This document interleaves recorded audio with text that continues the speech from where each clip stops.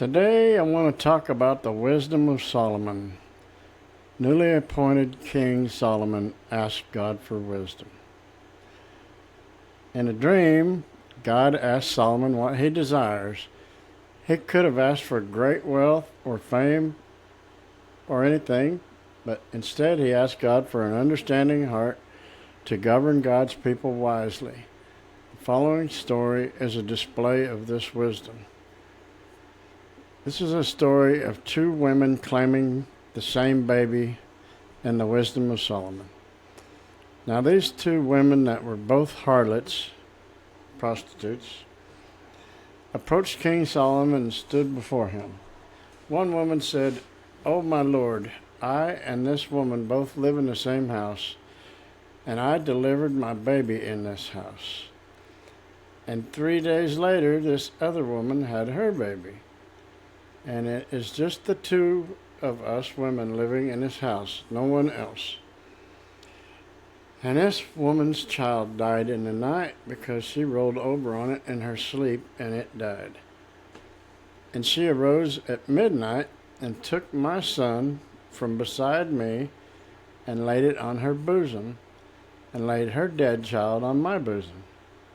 Now when I woke in the morning to breastfeed my child, behold, it was dead.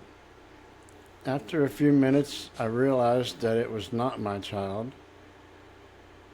Now the other woman said I was wrong, and the living son was hers, and the dead child was mine.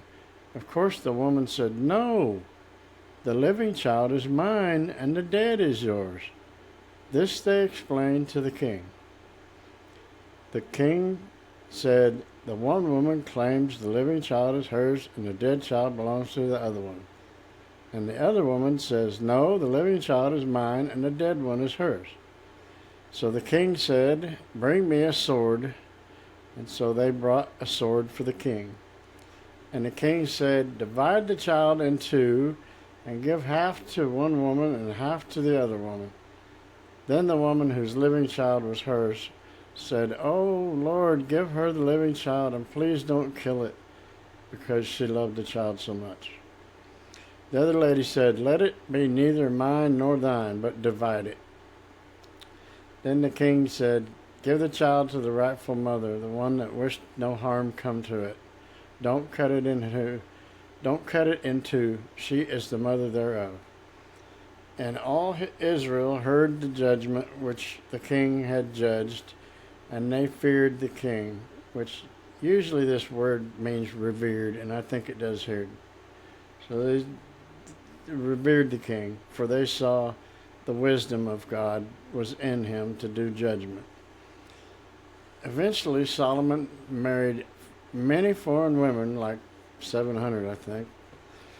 These women turned his heart away from God, leading him to worship their gods. This represents a departure from the wisdom and devotion he was granted. Moral of the story is, don't pray to God for wealth or fame. Pray for wisdom. It's much better, and it will come in handy if you ever need to judge a two-woman, one-baby dispute. And don't marry 700 women. Please like, share, and subscribe, and I'll see you in a week.